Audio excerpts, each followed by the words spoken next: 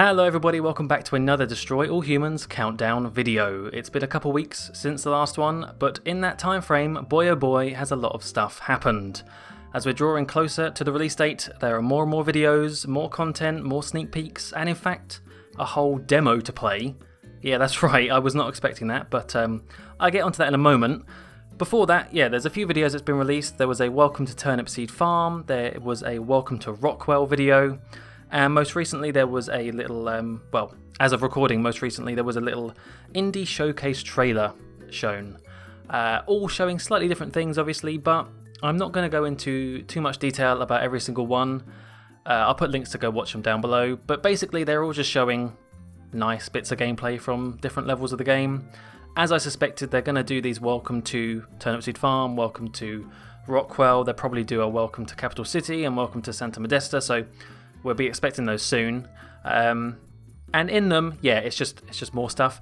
You could, if you want, go frame by frame and check it. Like I mentioned in the last one, Infinivid does a lot of that sort of stuff, so I'm not going to bother, but they all just looked pretty good. What I do want to talk about is the demo, because I think that's far more interesting, because it's actually a hands-on experience, and more than just the game itself, you get a feeling for the game as a whole, like the menus, the animations, the text, the fonts, everything to do with it, which I think really makes a big difference into how polished a game feels.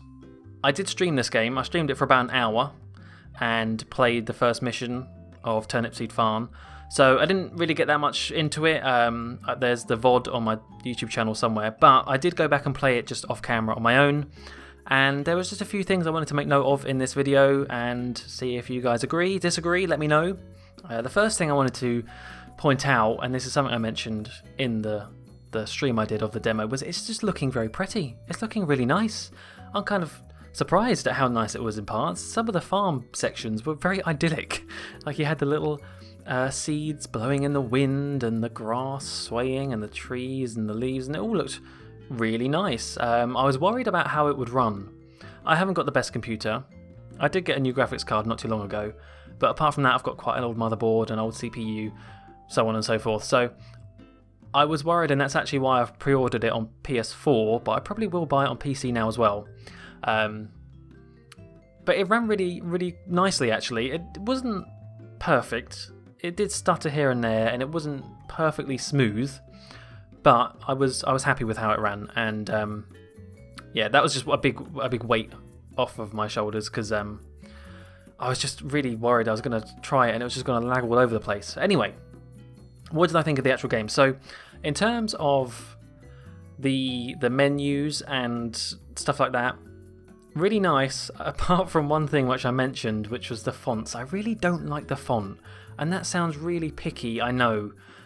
And I am going to be really picky, so excuse me, but I just really didn't like the font. It just looked really plain, and it just stood out. It looked like a sort of placeholder font. You know when you get a PowerPoint presentation, but you don't have the same fonts installed as the person who made it, so it just defaults to the basic fonts?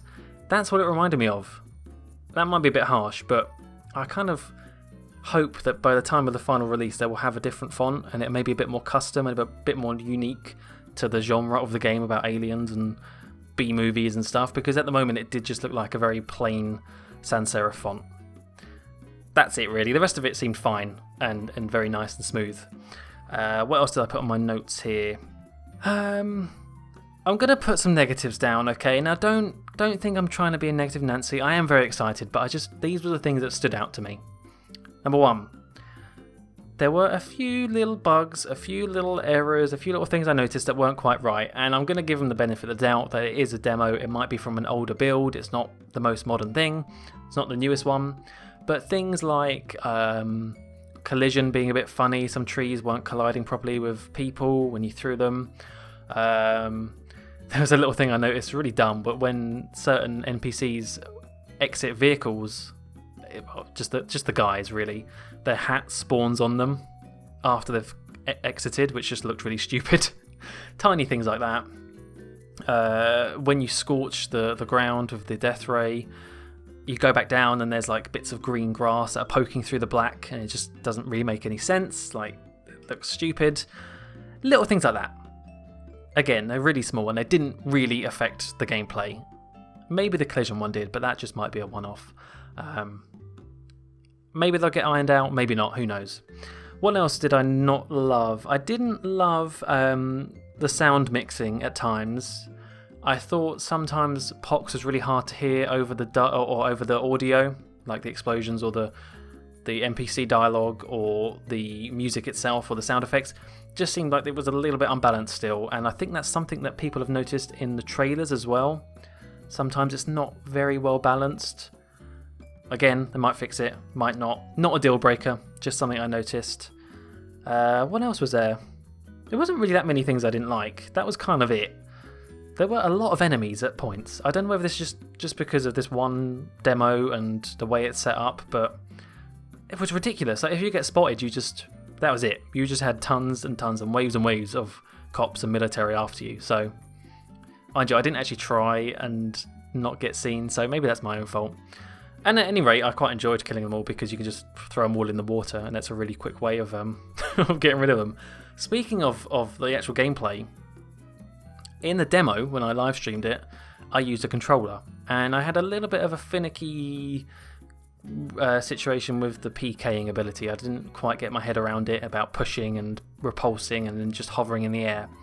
And I saw a comment, I'm sorry I forgot to take your name down, but they said try it with mouse and keyboard because it's surprisingly good. And so I did. On the second playthrough on my own, I just used mouse and keyboard, and you know what? They weren't kidding. I actually think I prefer mouse and keyboard, which is, I was not expecting that at all. But it is really smooth and it is really intuitive. The way they've got it mapped to the mouse buttons, and the only thing I did was sometimes accidentally press R instead of E and then extract their brain instead of reading their mind. Or other way around. But anyway, yeah, really, really impressed by the mouse and keyboard controls. I like that a lot. And yeah, that's kind of it, really. I like the slow-mo death, how time slows down when you die. That's kind of a neat little aspect to it. The other main thing I noticed in the demo was the upgrades, because they let you see a sneak peek of some of the upgrades. Most of them were locked because you only had the Zap-O-Matic and the Death Ray, but you still got to see what they were and the description for them, and that was very, very interesting indeed, because there were some things that just looked, well, they were completely new. I think there was a couple upgrades you could actually do if you got some of the probes and enough DNA. Things like chain lightning with the Zap-O-Matic, which is fairly standard. But I'm just going to go through a couple that caught my eye in terms of upgrades. Number 1. Oh, I didn't write down the descriptions for what these actually mean. What an idiot. One of them was Temporal Distortionator, which is with the ion detonator. And basically exploding, I think this was the top upgrade for it, was exploding an ion detonator also slows down time. Or maybe even stops time, I can't remember. But that sounded really neat. Kind of reminded me a bit of Path of the Furon, which had a lot of time stuff in it. Anyway, next up was Zero Friction, which again might have been the top upgrade with the dash ability, which basically lets you skate infinitely. Not sure how that actually is going to look, whether that's going to look really stupid or not, but you did see a bit of the dashing and skating ability in some of the very early trailers last year, so that's neat. And what was the other one? The Compulsion Matrix Omega, which was the brain extraction. And why did I not write down what this did? Well, it's on screen. It's on screen, and the description looks interesting. They all sort of followed the pattern of first upgrade, second upgrade, which is basically just a better version of the first one. So it might be higher capacity for a weapon or more shield strength, and then the last one, the third upgrade, is always the one that's a bit different or a bit crazier or a bit fun to use, and I like that. A lot of them are new and very impressed. Oh, there's one more, Repulsatron for the saucer, and the top one redirects projectiles towards enemies, so any missiles and stuff you can just throw them right back towards the tanks and surface to air missile turrets and stuff, which sounds like a lot of fun. And that's kind of it, really. I just got to admit, the best sign I had for the game when I was playing this demo, the thing that gave me most confidence, is that I started playing just to get 5-10 minutes worth of capture for this video now. I ended up playing for like 40 minutes just because I had a lot of fun. Just messing around and throwing explosive barrels around and throwing cows around and all sorts of stuff, and seeing what stuff you could pick up and how it would interact with other things. That really was reassuring, because it just meant that it's fun to play. It's just a fun game to play. You don't need everything else.